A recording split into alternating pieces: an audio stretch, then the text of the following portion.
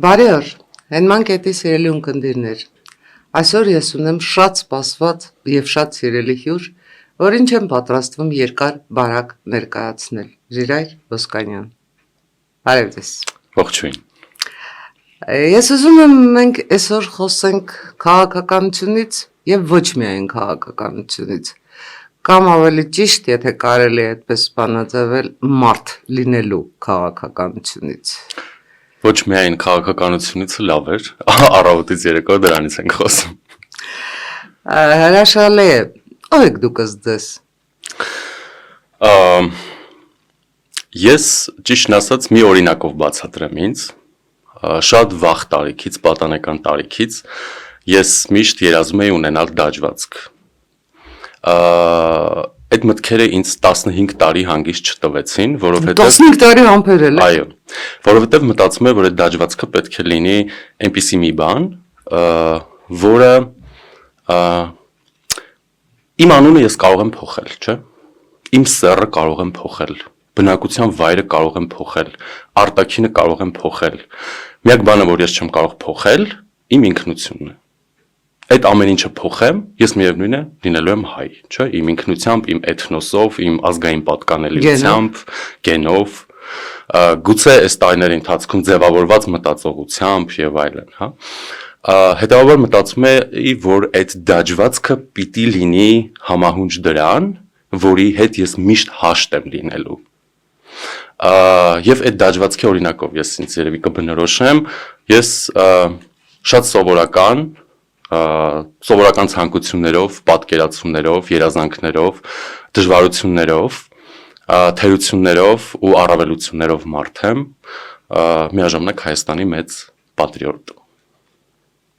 Լրագրության մեջ ձեր կրեդոն ո՞րն է։ Սկզբունքայնություն, այսինքն ես հստակ ճանաչում եմ ինձ, հստակ ճանաչում եմ իմ մասնագիտությունը և հստակ գիտեմ իմ դերը այդ մասնագիտության մեջ։ Եվ իմ սկզբունքային մոտեցումներն են, որ ինձ հնարավորություն են տալիս ոչ միայն կատարել, այսպես ասած, տեխնիկական աշխատանք, օրինակ, կարդալ տեքստ, զրուցել ինչ-որ մեկի հետ, այլ նաև այդ աշխատանքում ունենալ բովանդակություն, հոգի և գոհունակություն ինքս իմ նկատմամբ, որ ես այդ բովանդակությունը կառուցել եմ իմ սկզբունքներից ելնելով։ Ես կարող եմ վկայել, որ դուք այն եզակի լրագրողներից եք, որը հարցազրույցի ժամանակ դիմացինին լսում է և իր հաջորդ հարցը ոչ թե այսպես գրած ներկայացրած տեքստից է բխում, այլ դիմացինի պատասխանից։ Ինձ համար դա լրագրության մեջ բարձրագույն մակարդակ է, որովհետև այդ պարագայում կայանում է իսկապես խոսակցություն, երկու միմյանց հետ կամ վիճող, բայց միմյանց հասկացող մարդկանց խոսակցություն։ Ու դա ինձ համար իսկապես շատ կարևոր է։ Ես գնահատում եմ ձեր խոսքերը և ձեզ այդ զրույցներն էլ ինձ համար միշտ հաճելի են, այդ թվում և այսօր, մենք հիմա հակառակ այսպես ասենք, տեխնիկական տրամաբանության մեջ ենք, և այս դեպքում էլ ինձ շատ հաճելի է հյուրընկալվել ձեզ ու ձեզ հետ առհասարակ զրույցները, այդ թվում և ձեր և մնացածի ումից ես ինչ-որ մի բան քաղում եմ այդ զրույցի ընթացքում։ Ձեր գնահատականով քաղաքականությունը կամուրջ է, որ մարդկանց միացնում է, թե բաժանում։ Նայած մենք այդ կամուրջը, այսպես ասած, կառուցելիս ինչ նպատակ ենք հետապնդում։ Եթե քաղաքականությանը վերաբերվում ենք որպես նաև գաղափարների կամ գաղափարախոսությունների համախումբ և դրանից ածանցվելով մենք մշակում ենք քաղաքականություն, քաղաքական քայլեր, գործողություններ, ապա այն կարող է լինել, այո, կամրջող, բայց եթե քաղաքականությունը օգտագործում ենք նեղ նպատակների համար, այսինքն օգտագործում ենք ոչ թե հանրային շահի, այլ սեփական շահերի համար, ապա բնականաբար այստեղ վաղ թե ուշ, որքան էլ այդ քաղաքականություն կոչվածը կարող է հրապուրիչ թվալ, հրապուրել ֆինանսապես, հրապուրել տնտեսապես, հրապուրել առաջխաղացմամբ, հանրայնությամբ, եւ այլն, այնուամենայնիվ ճաքելու է, որովհետեւ այն սպասարկում է նեղ անձնական շահ, ոչ թե հանրային։ Ինչպես է գնահատում այն փաստը, որ քաղաքականության մեջ շատ հաճախ հայտնվում են մարդիկ, որ իրենց քաղաքական կշիռը փորձում են մեծացնել տզրուկների սկզբունքով, այսինքն անվերջ շահարկում են շատ այլ հայտնի անուններ, վարկաբեկելով նրանց, բանսարկելով, ինչ-որ չեղած խնդիրներ առաջադրելով, որպեսզի նրանց ստվերում իրենք արժևորվեն։ Արդյոք դա ուղիղ ճանապարհ է դեպի քաղաքական հաջողություն, թե դա ֆիասկո է։ Չեմ կարծում, որ դա դեպի հաջողություն առհասարակ ճանապարհ է, եւ դա չի վերաբերում, կարծում եմ, միայն քաղաքականությանը, դա վերաբերում է, կարծում եմ, մեր կյանքի գրեթե բոլոր ոլորտներին, հա։ Օրինակ, եթե ես ուզում եմ ընդունվել համալսարան, այդ process-ի ընթացքում ունենալ հաջողություններ ակադեմիական կամ ընդունվել աշխատանքի, ունենալ հաջողություններ եւ այլն, եւ դա պայմանավորում եմ անձանցով կամ ֆիգուրներով, միևնույն է դրանից ինչ հոգնելու են ինչ որ ժամանակ, հա, կամ արդեն հետաքրքիր չի լինելու դա եւ հետաքրքիր է պարզապես իրենք տզրուկին կփոխեն։ Այո, հետաքրքիր պիտի լինես դու քո բովանդակությամբ եւ եթե այն չկա, բնականաբար միշտ պետք է առաջ բերել այլոց օրինակը վատ կամ լավ լույսի ներքո ներկայացնելուց, ինչը ցավոք մեր քաղաքական դաշտում այդպիսի այսպես ասեմ քաղաքական սուբյեկտների դերակատարների պակաս չկա։ Շատ հաճախ ես որ մտածում եմ, չեմ կարողանում իմ մեջ ինքս սկսում եմ վիճաբանել, դա լավ է թե վատ։ Գուցե դա լավ է, որովհետև մենք կարողանում ենք տարբերակել նաև մնացածին։ Իսկ գուցե դա վատ է, որովհետև դա մեծ աղմուկ է գեներացնում, եւ մենք հոգնում ենք այդ աղմուկի մեջ։ Հոգնում ենք եւ շատ հաճախ կարող ենք այդ հոգնությունը արտահայտել, ասել, դե բոլորը մեկ են, դե բոլորը նույնն են։ Դա հենց այդպիսի Այսինքն աղմուկի մեջ խոսքը այնուամենայնիվ կորչում է։ Շատ հաճախ կորչում է, եթե մենք խոսում ենք ընդհանուր, այսպես ասեմ, հա, մեր հանրության կամ հանրային հասարակական մակարդակով, ոչ թե ինչ որ առանձին խմբերի մակարդակով։ Դե իհարկե միշտ էլ կարող ենք ասել, որ այո, հանրության այն բոլոր խմբերը, ովքեր իրապես հետաքրքրված են, իրապես գաղափարական են, կգնան, կգտնեն, կլսեն, շատ լավ, ես դեմ չեմ եւ կարծում եմ դա այդպես է անկախ ամեն ինչից, հա, բայց այնուամենայնիվ կարծում եմ, որ քաղաքական դերակատարները կամ մարդիկ, ովքեր հավակնում են լինել այդպիսին, իրենք եւս պետք է բովանդակությունը առաջարկեն այդ հանրությանը։ Հիմա ելնենք այն կանխավարկածից, ասենք, որ 2000-ականների ամբողջ ընթացքում մենք դիտում էինք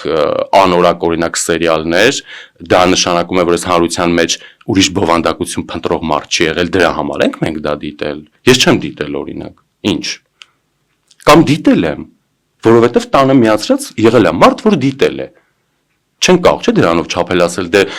պահանջարկը էս է, մենք էլ առաջարկում ենք։ Ես կողմ եմ, որ ազատ շուկայական հարաբերություններ լինեն եւ դու կարողանաս շատ պատկերավոր ասած վաճառել ամեն ինչ, բայց դրան պիտի գնորդ լինի։ Բայց երբ դու համատարած սկսում ես նաև աղբ վաճառել եւ ամեն երկրորդը քեզ աղբ է առաջարկում, ի վերջո այդ աղբի գնողը հայտնվում է։ Ցավալի բան եք ասում, որովհետև բոլոր դեպքերում դա մի հարց է, որ բոլոր երևի ժամանակներում արդեական է մնում։ Տեսեք, մենք անverջ խոսում ենք, ասենք, հասարակության մակարդակից, հասարակության որակից։ Մենք խոսում ենք այն մասին, որ սկանդալները հենց նույն լրագրության մեջ սկանդալները, ասեկոսները շատ ավելի մեծ պահանջարկ ունեն, քան նորմալ իսկապես հոդաբաշխ, իսկապես գաղափարների, նպատակների խնդիրներ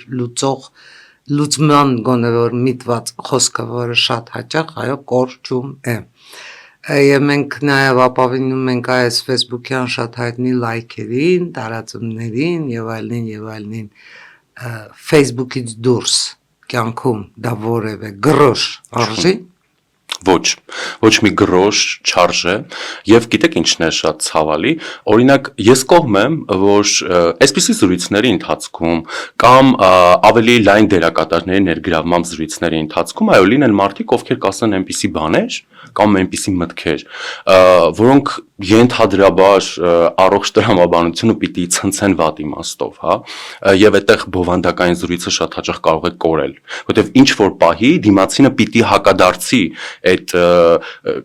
մտքի աղբին, այսպես ասած, հա, որ այնպեսի ընկալում չլինի նաև դիտողների մոտ կամ լսողների մոտ, որ այս մարդը տեղի է տալիս կամ ասելու բան չունի, կարող է սա ճիշտ բան է ասում, հա։ Ես մի օրինակ բերեմ այդ համատեքստում։ Ինչի է այդ ամեն ինչը փուչիկ եւ ինչի չպիտի լինել գնալ այդ ամեն ինչի հետևից։ Ես վերջերս մի աշխատանքի առաջարկ էի ստացել եւ որևէ պայման ինձ չէր գոհացնում։ Իհարկե ես լսեցի այդ առաջարկը, բայց որևէ պայման ինձ չէր գոհացնում եւ ինձ հակադարձեցին, թե ինչու չգոհացնելուն զուգահեռ ինձ պիտի ինչը գոհացնի, գիտեք, ըստ այդ առաջարկի։ Ինչը։ Որ մեդիա դաշտում ես կլինեմ նաև X լրատվականում, որը ընկալմամբ կողքից կլինի այնպես, որ այդ լրատվական հատվածը դաշտի ես իրենց բառերն եմ ասում, ինձանով եմ արել։ Ես դպրոցը նոր չեմ ավարտել, ես համալսարանը նոր չեմ ավարտել, որ միայն այդ ինքնահաստատվելու միտքը եւ կադրում կամ խոսափողի մոտ հայտնվելու միտքը մթագնի իմ գիտակցությունը եւ ես կուրորեն վազ եմ դրա հետևից, հա։ Կարծում ինձ համար օրինակ սա լավագույնս նկարագրում է այդ ձեր ասած օրինակ Facebook-յան լայքերը, դրանց դատարկությունը, հա, դրանց ոչ մի բան լինելը կամ ամբովանդակ խոսքը, աղմուկը, այդ թվում եւ որը մենք ցավոք անվանում ենք քաղաքական, բայց որի մեջ քաղաքական որևէ բան չկա, որովհետեւ քաղաքականություն ասելուց մենք առաջին հերթին պիտի բովանդակություն, չէ, պատկերացնենք խնդիրների հստակ ախտորոշում, դրանց լուծման ճանապարհ, ձև, մեթոդ, քայլեր, ռազմավարություն, թեկուզ սխալվելու իրավունք, բայց ճանապարհ գնալու, բայց ոչ զազրախոսություն, ոչ մյուս դերակատարների հաշվին ինքնահաստատում եւ ոչ առավելևս այնպիսի դերակատարներով կենցաղային ասեմ վեր թռնելու տրամաբանություն, որոնք անգամ Հայաստանի Հանրապետությունից դուրս են։ Հա, սա քաղաքականություն չէ այլևս, այստեղ բոլորովին այլ երևույթի հետ մենք գործ ունենք, երբ որ դու ներքին քաղաքականության հայտ ես ներկայացնում, փորձելով ինքնահաստատվել արտաքին ուժերի վրա,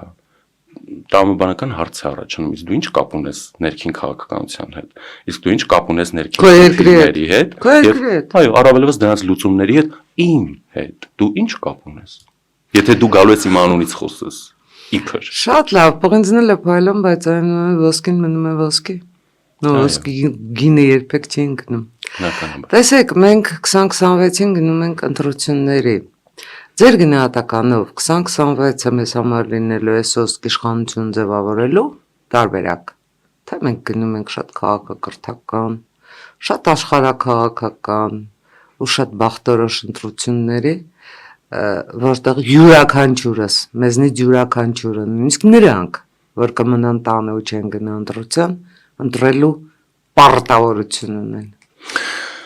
Ես կարծում եմ, որ դա լոկ իշխանափոխության process չի լինելու, բուն ընտրական գործընթացը բնականաբար քաղաքական է ինքնին արդեն, բայց թե մինչ այդ process-ին հասնելը մենք քաղաքական արշավի ականատես կլինենք թե ոչ, ես մեծամասամբ խիստ կասկածում եմ, որովհետև այդտեղ էլի մենք գործ ենք ունենալու աղմուկի հետ, այլ ոչ թե շատ հաճախ բովանդակության, որովհետև այն բոլոր ուժերը, որոնք արդեն իսկ հայտ են ներկայացրել կամ արդեն իսկ կանխատեսելի է, որ ներկայացնելու են, ունեցել ենք մի քանի թիմ ընտրություններ արդեն իսկ եւ դրանից դատելով մենք կարող ենք ենթադրել, որ այդ ուժերը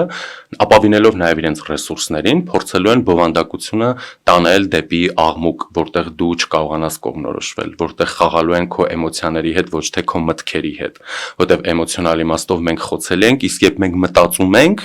մենք ոչ միայն կարողանում ենք մեր խոցելիությունները հասկանալ,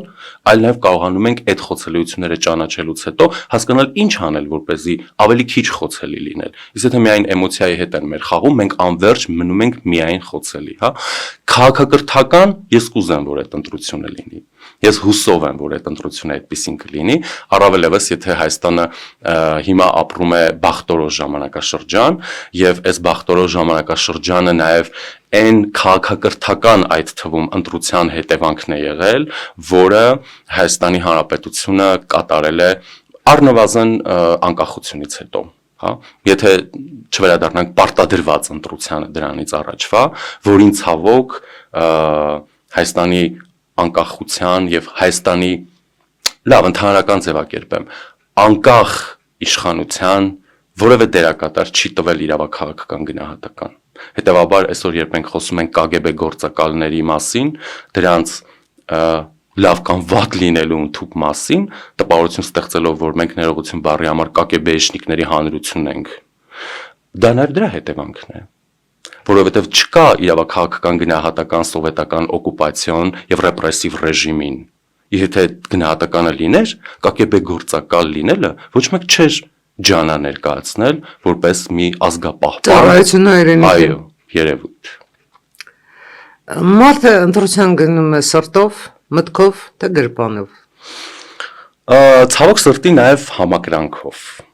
Զուտ անձնական համակրանք, որ մարդիկ տածում են այս կամ այն գործ չի նկատմամբ։ Ես կարծում եմ, որ գրպանի տարբերակը ես չեմ ուզում որպեսզի մենք ոչ թերագնահատենք, մեզ ոչ գերագնահատենք։ Ես երևի թե դες ընդհատեմ, որովհետև գրպանով ես նկատել չունեմ բացարձակապես ընտրակաշարքը, բացարձակապես։ Գրպանով ընտրության գնալու ամենայն դեպս իմ տարբերակը սեփական կենսամակարդակը, սեփական երեխաների, սեփական կյանքի տնօրինման, երեխաների կյանքի տնօրինման առավելագույնին գնալու տարբերակն է։ Այստեղ գրպան բացասական նշանակություն չունի, եւ եթե փորձենք համադրել այդ սրտով, մտքով, գրպանովը, թերևս նախընտրելի տարբերակն է, որ մարդը գնա եռամիասնությամբ ընտրության հիմքում դնելով այնուամենայնիվ գաղափարը։ Իսկ գաղափարը այստեղ այս գաղափարի հարցում մենք երկփեղկված ենք եւ ձեր բոլոր հյուրերը թերևս որ գալիս են ձեզ մոտ հարցազրույցի, ինչ այդ կհամաձայնվեն, որ հասարակությունը չափազանց սուր է երկփեղկված, չափազանց սուր է խրամատավորված երկու տարբեր խրամատներում, իմ գնահատականով խրամատներից մեկը բավականաչափ նեղ է, փոքր է եւ անհեռանկար, բայց մյուսն էլ կարծես թե շատ ավելի տարտանված է, որովհետև եթե մենք գնում ենք ընտրելու գուբերնիա, որը ներկայացնում են Հայաստանի Հանրապետության նախկին բոլոր այսպես նախագահները, հավելած նաև ներկա պոպուլիստները ըստ մեր ձևով անվանումը կրող ներկա պոպուլիստները ըստ իրենց ամենայն դեպս արտահայտած տեսակետների, տնտեսության փրկության, ժողովրդի փրկության, մեր բոլորի փրկության, ինչու ոչ ձեր փրկության, իմ փրկության, ենք պատրաստ են անverջ մեզ բոլորիս փրկել։ Չգիտեմ ինչից անկեղծ ասած։ Ես էլ չգիտեմ ու խիստ կասկածում եմ իհարկե։ Ես կասկածում եմ նրանց թե ֆինանսական, թե մարդկային, թե գաղափարական, թե քաղաքական հնարավորություններին, բայց դա երևի թե դրան դեռ կանրադառնանք։ Մյուս կողմում մարդիկ են, որոնց համար անկախությունը պարզապես շնչելու օդ է։ Մարդիկ են, որոնց համար ինքնիշխանությունը բացարձակ անսակարգ արժեք է, որոնց համար միայն ասենք ինքնիշխանությունը եւ միայն անկախությունն են հնարավորություն տալիս անվտանգություն ապահովելու, իրական անվտանգություն ապահովելու, ոչ համաձայնագրերի, ստորագրությունների, խոստումների կամ ստատուս քվոների, որոնց հետևանքին բոլորս ականատես եղանք ցավոք, այլ իրական անվտանգություն եւ իրական զարգացում, տնտեսության կառուցվածքի փոփոխություն, տնտեսություն ռեալ սեկտորով, ռեալ աշխատատեղի, ռեալ աշխատավարձով, որը հենց ապահովում է այդ յուրաքանչյուրի առանձին վերցրած կենսամակարդակը եւ ընդհանրության մեջ երկրի բարեկեցության մակարդակի բարձրացումը։ Ես լիովին համաձայն եմ եւ անկախությունը ես իմ տրամաբանությունը մերժում է անգամ մտածել, թե ինչը կարող է ստիպել մարդուն կամ եթե ավելի ծավալվենք մի ամբողջ կոլեկտիվ, հա, եթե վերցնենք, ընտրել չլինել անկախ։ Այն բոլոր հարցերը, որոնք մեզ ընտրել պարզապես չլինելը։ Օրինակ, եթե չենք ընտրում լինել անկախ, մենք ընտրում ենք չլինել, այն տրամաբանությունից ածանցվելով, որ մեզ համար եթե կարևոր է մեր ինքնությունը, մեր լավ ապրելը, մեր ստեղծագործական կարողությունները զարգացնելը, մեր ազատ ինքնաարտահայտումը, մեր փոխարեն մեր որոշումների կայացումները ինքներս մեր կողմից, եթե սրանք մենք այսօր նաև մեր քաղաքական դիսկուրսում է, չէ՞, շրջանառվում, այդքան կարևորում ենք, ապա անկախության լինելը կամ չլինելը չի կարող ուղղակի թեմա լինել, որովհետև այս ամեն ինչը կենսագործելի է բացառապես անկախության եւ ինքնիշխանության արկայության պայմաններում։ Եվ սա ոչ միայն Հայաստանի Հանրապետության քաղաքացու կարծում եմ խնդիրն է, այլ նաեւ այն բոլոր հայերի, ովքեր այնուամենայնիվ իրենց կապված կամ մտահոգ են համարում Հայաստանով։ Ինչու՞։ Որովհետև մենք կարող ենք հիշել սիրիական զարգացումները, մենք կարող ենք հիշել Լիբանանում պարբերաբար սրվող իրավիճակները, Իրանի վերջին դեպքերը, Ռուսաստանում ստեղծված իրավիճակները, ինչ են անում օրինակ մարդիկ հայերը շատ հաճախ այդ դեպքում։ Գալիս են առաջինը ուր։ Հայաստան։ Թեկուզ եթե Հայաստանից հետո իրենք գնում են, չգիտեմ, լուսին, բայց առաջին հերթին իրենք գալիս են Հայաստան, թեկուզ Հայաստանը դիտարկելով տրանզիտ հնարավորություն, բա այդ հնարավորությունը չլինի նաև Սփյուռքի համար, չլինի այդ հնարավորությունը, ու այդ հնարավորությունը չլինի անկախ, այդ հնարավորությունը չլինի ուժեղ, չլինի անվտանգ, չլինի զարգացած, երբ դու վտանգի պարագայում աշխարհի ցանկացած կետից կարողանաս եւ հնարավորություն ունենաս գալ այստեղ։ Բայց դրա համար Հայաստանը պիտի նաև այո, այդպեսին պիտի նաև ինքը դրա համար լինի մեր Սփյուռքի հայերի համար։ Ոչ միայն սպասարկելու շատ ներողություն մեր հազարամյա գաղութների պատկերացումները կամ ինչ որ սպասելիքները, հա, ոչ թե պետք է տեղում գաղութում այդ գաղութին տալ պետական ինչ որ գործառույթներ կամ ատրիբուտներ, այլ ոչ, այս պետությանը շարունակել օժտել այդ ամեն ինչով եւ ուժեղացնել այդ գաղութը գաղութով, պետությունը պետությամբ։ Երբ որ մենք փորձում ենք փոխատեղում ենք, մենք արդյունքում ունենում ենք այն ինչ ունենում ենք։ Մենք սկսում ենք պետության մեջ գաղութային մտածելակերպով առաջնորդվել։ Գաղութում պետության, հանրապետության ու ինչ որ տենց մտածելակերպով։ Ես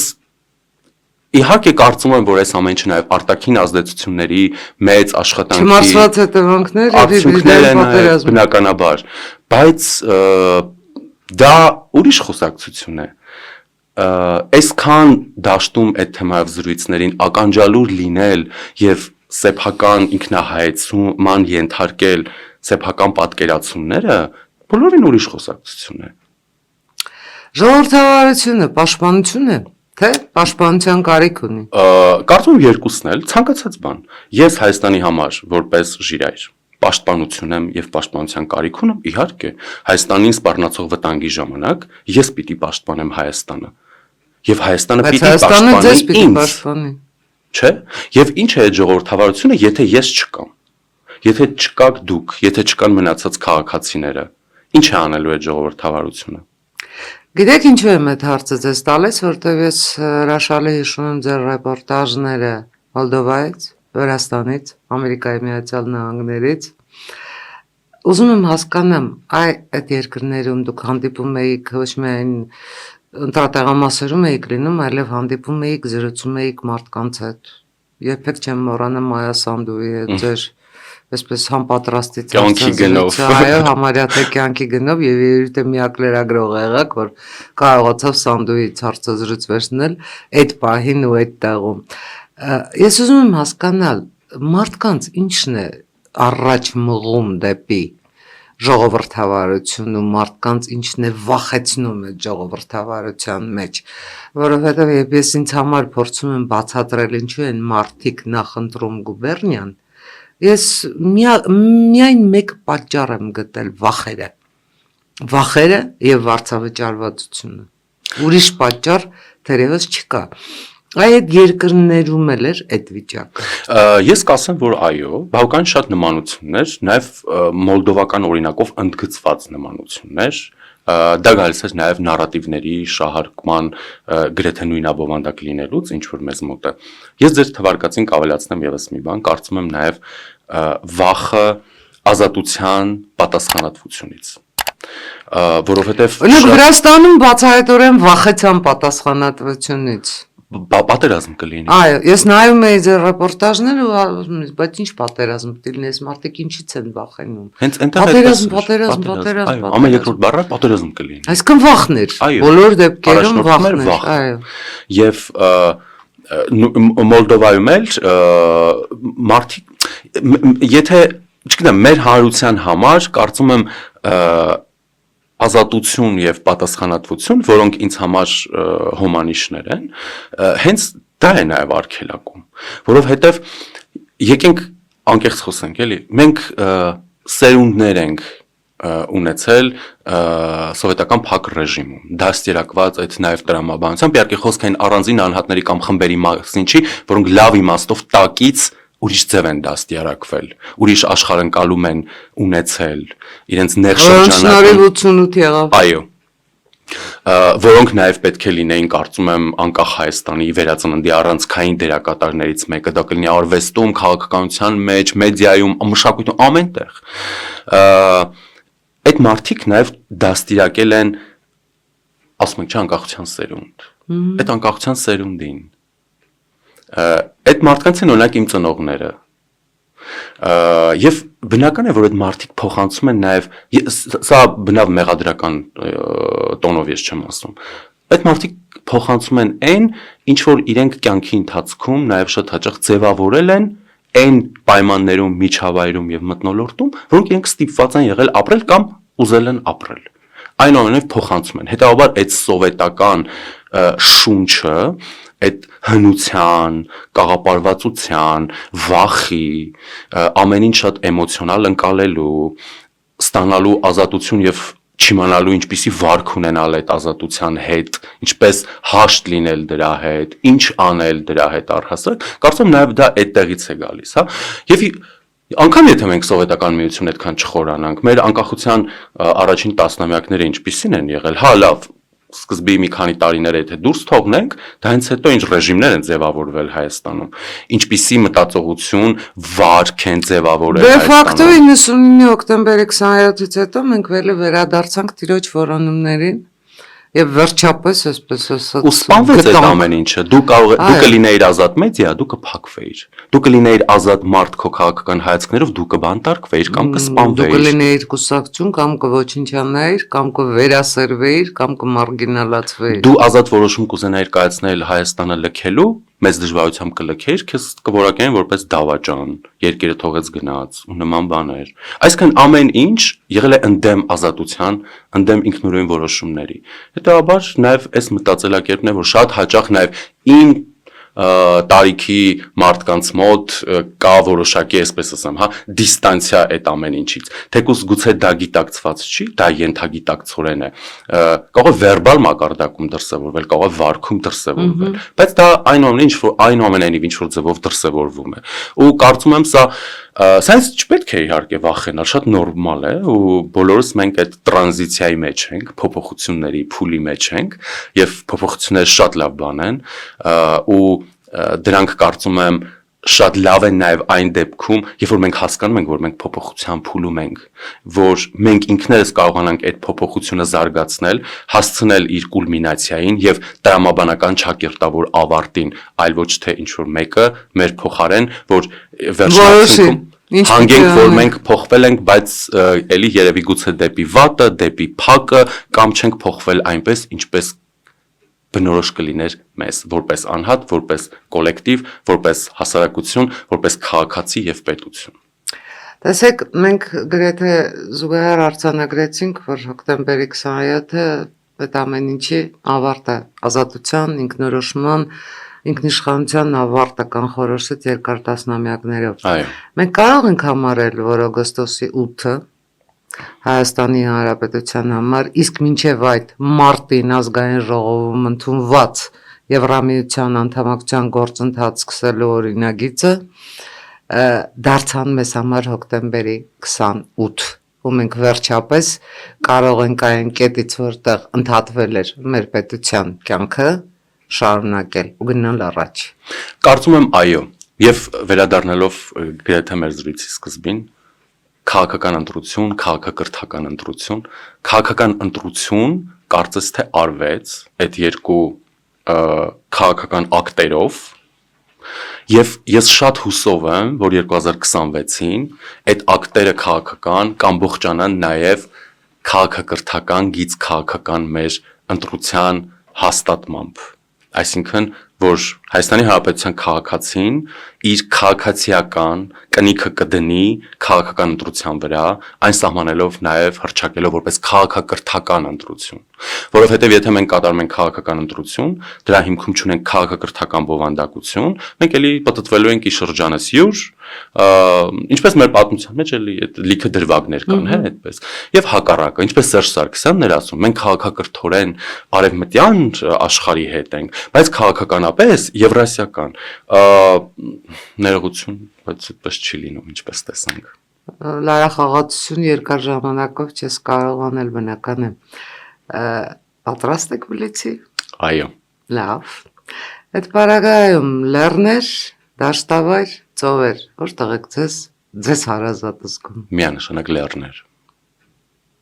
Ինչու։ Լեռները ինձ փոխանցում են մի շատ տարօրինակ զգացողություն։ Իմ բոլոր ընկերները շրջապատը դրա մասին գիտեն եւ ես երազում եմ տուն ունենալ, որը նայելու է լեռներին։ Ես հուսով եմ կունենամ այդ տունը Մեղրիում։ Եվ չգիտեմ, այնպիսի մի զգացողություն են լեռները ինձ հաղորդում, որ ես անկախ ինձանից, կարծես երեխա լինեմ, անիմաստ ոգևորվում եմ։ Ու ես այնքան եմ ոգևորվում, որ զգում եմ, որ ես ֆիզիկապես այդ ոգևորությունից հոգնում եմ արդեն։ Ու իմ շուրջը մարդիկ չեն հասկանում, այս իմ ոգևորությունը ինչի հետ է կապված։ Հայելիների հետ հաշտեք։ Ժամանակ եղել է, որ չէ, հիմա հա։ Լինում են մշակույթի, քաղաքականության, կյանքի համար լավ ժամանակներ, թե մարդիկ են դարձնում ժամանակը լավ կամ վատ։ Միանշանակ երկրորդը մենք ենք դարձնում այդ ժամանակը լավը։ Ունեք հարցազրույցի հնարավորություն Ալեքսանդր Մակեդոնացու, Հուլիոս Կեսարի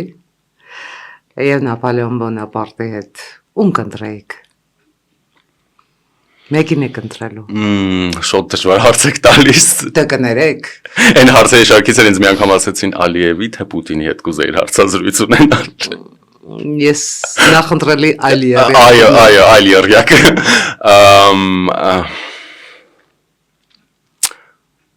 Կարծում եմ Մակեդոնացու։ Ինձ գրավում է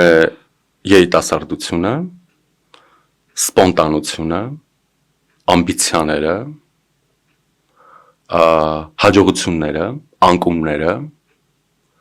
Բայց դուք բնորոշիցիք թե Կեսարին թե Այո, ես դա եմ ասել, որ բնորոշում եմ նաև նրանց, բայց ինձ թվում է այստեղ գործոնը, որ չգիտեմ, որպես պատմության նաև նկատմամբ ոչ անտարբեր մարդ եւ իմ հետաքրքրությունը ավելի շուտ կգնա Մակեդոնացի։ Լավ։ Ձեր կյանքում Ռուբիկոնը անցել եք։ Այո։ Հայաստանի անհետաձգել է 3 խնդիրները ձեր գնահատականով։ Քաղաքացիական պաշտպանություն, տնտեսություն եւ մեր կենցաղը առօրյան կենսագործունեությունը պայմանավորող ցանկացած երևույթ փոսից սկսած վերջացրած իրազեկման ջրանջատման վատ կազմակերպված լինելուց։ Ձեր հարցը ինձ։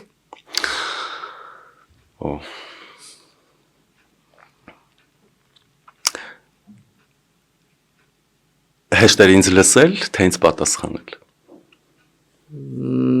Հաճիկով նորից կպատասխանեի ձեր հարցերին։ Շնորհակալություն։ Խնդրեմ։ Սիրելի ունկնդիրներ, հենման կետում այսօր Ժիրայր Ոսկանյանն էր։ Հույս ունեմ, որ դուք նոր Ժիրայր Ոսկանյան տեսաք։ Համենայն դեպս ես տեսա։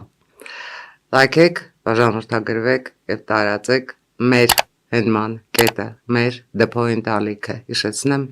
որ սա եղել եւ մնում է ձեր հենման կետը։ Շնորհակալ եմ։